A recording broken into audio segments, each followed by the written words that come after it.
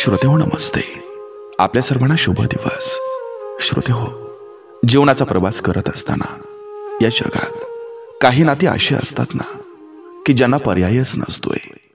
जसं की एखादा मित्र जो तुमचा रिकामा खिसा पाहून सुद्धा हसत हसत चहाचं बिल भरून जातो, किंवा ते प्रेम आठवा जे तुमची गरिबी ओळखून सुद्धा तुमची साथ सोडत नाही.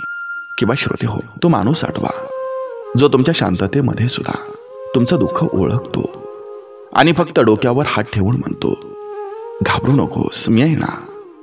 श्रोते हो, एक दिवस सगळं काही असेल, आपल्याकडे पैसा असेल, आपली प्रसिद्धी असेल, गर्दी असेल, हजारो लोक तुमच्या हास्यावर फिदा असतील, पण लक्षात ठेवा, ही गर्दी तुमची नाही, तुमच्या वेळेची असेल.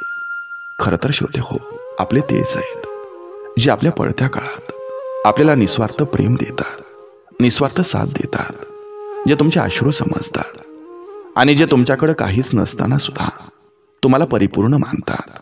कारण श्रोते हो, जेव्हा बुडण्याची वेळ येते ना, तेव्हा ही गर्दी किनाऱ्यावर उभी राहते. आणि श्रोते हो, शेवटी उरतात तेच ज्यांचं प्रेम कधीच वेळेवर अवलंबून नव्हतं. रिकाम्या खिशांच्या काळातली नाती त्यांना कधीच रिप्लेस करता येत नाही. म्हणून त्यांना घट्ट धरून ठेवा, कारण तीच खरी श्रीमंती असते. बघा, पटतंय का? नक्की विचार करूया. चला, आजही आपल्यासाठी सुंदर विचारांची ही शिदोरी, ही मालिका अशीच पुढे घेऊन आलोय. चला, करूया सुरुवात सुंदर विचारांना, सुंदर सुविचारांना.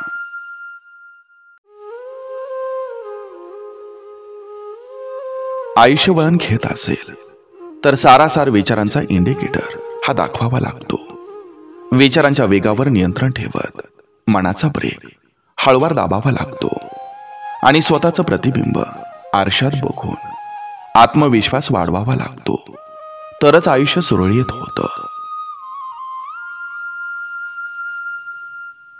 वाईट काळ तुमच्या आयुष्यातून खोट्या लोकांना काढून टाकत असतो.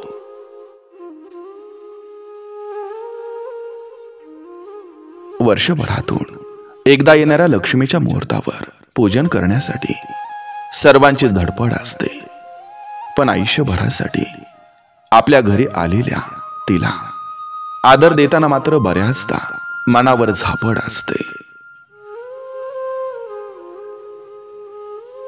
प्रामाणिक कष्ट करणाऱ्यांचं शौक हे पूर्ण होत नसेल, पण त्यांची झोप मात्र नक्की शांतपणे पूर्ण होते. आयुष्यातली सुंदर नाती ही नेहमी जपून ठेवायची असतात, कारण त्या नात्यांची जागा कोणीही आणि कधीही भरून काढू शकत नाही.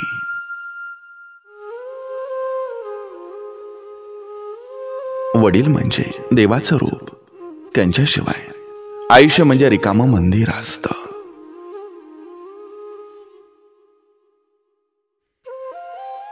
ओढ भावनेची असेल तर तिथं शरीर सुखाची आशा नसते, आणि जिथं त्या सुखाची अपेक्षा असते तिथं भावनेला किंमत नसते. दोन शरीर एक होण्यासाठी वासनेच्या आहारी जाणारे खूप आहेत, पण एक होण्यासाठी फक्त एक आलिंगन, एक घट्ट मिठी सुद्धा वासनेच्या क्षितिजा पार घेऊन जाते. असं प्रेम वेगळं होऊन सुद्धा मनात बांधून ठेवतं अखेरपर्यंत आणि निरपेक्ष.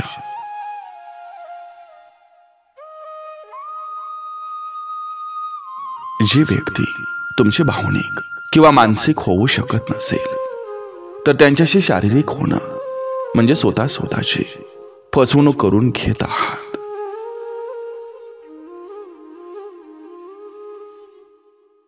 काही लोक कधीच तुम्हाला पाठिंबा देणार नाहीत, कारण त्यांना भीती वाटत असते की हा माझ्यापेक्षा मोठा होईल.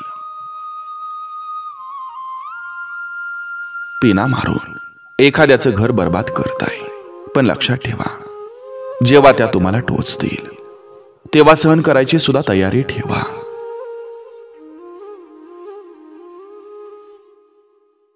देवानं आपल्या शरीराची रचना ही अशी केली की आपण स्वतःची पाठी थोपटू शकत नाही आणि स्वतःला लाथी मारू शकत नाही. म्हणूनच माणसाच्या जीवनात हितचिंतकांची आणि निंदकांची आवश्यकता असते. आयुष्यात अशी लोक जोडा जी वेळ येईल तेव्हा तुमची सावली आणि वेळेला तुमचा आरसा बनतील. कारण आरसा कधी खोटं बोलत नसतो आणि सावली कधी साथ सोडत नसते. सोडणारे सोडून जातात, चालता चालता हृदय तोडून जातात. झालं गेलं विसरायचं असतं, कारण या जगात कोणीच कोणाचं नसतं.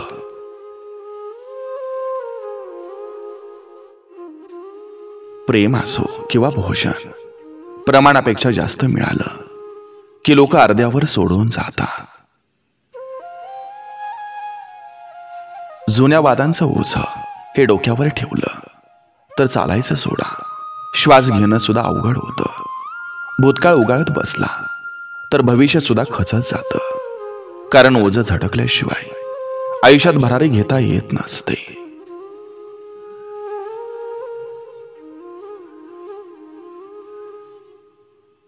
राग व्यक्त करताना आपण विचार करत नाही, पण प्रेम व्यक्त करायला विचार, भीती, लाज सगळं येतं.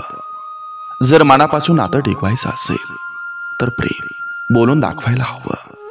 कारण नातं तोडणं फार सोपं आहे, पण ते तुटलेलं नातं जोडणं फार अवघड आहे. उगाच कोणी कोणासाठी रडत नसतं. अश्रू तेव्हाच येतात जेव्हा प्रेम खरं असतं.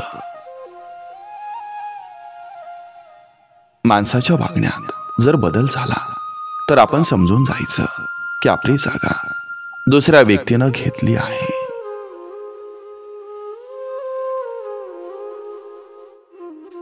अपघातापेक्षा विश्वासघात खूप वेदनादायक असतो. कारण अपघात अनावधानानं होतो, पण विश्वासघात जाणीवपूर्वक थंड डोक्यानं केलेला असतो. शुद्ध अंतःकरणानं तुमचं बोलणं ऐकणारी व्यक्ती मिळणं हा सुद्धा एक दैवी आशीर्वादच असतो.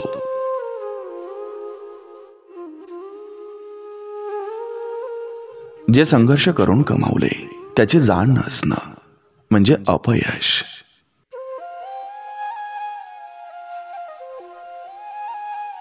शांत राहणाऱ्या व्यक्तीला कधीच वेड समजू नका. कारण शांत राहणारी व्यक्ती एखाद्याच्या आयुष्याची फाटकडी करून ठेवतो, फक्त माचीस वेळ आल्यावर लावतो.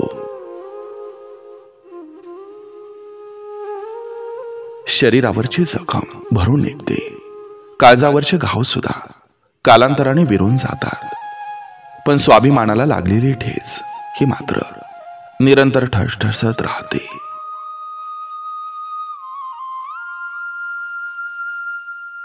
काही महत्वाचं काम करताना कोणाला सांगत जाऊ नका. कारण मांजरांपेक्षा माणसं जास्त आडवी येतात आणि नारळापेक्षा जास्त नासकी तर माणसंच असतात. ज्या व्यक्तीला आपल्या आयुष्यामध्ये थांबायचं आहे ती थांबण्यासाठी कारण शोधत असते, आणि ज्या व्यक्तीला आपल्या आयुष्यातून जायचं आहे ती सतत कारण शोधत असते. एखादी चूक घडली तर माफी मागण्यात कसलाच कमीपणा नसतो. उलट समोरचा आपल्याकडे अधिक विश्वासू नजरेनं पाहत राहतो.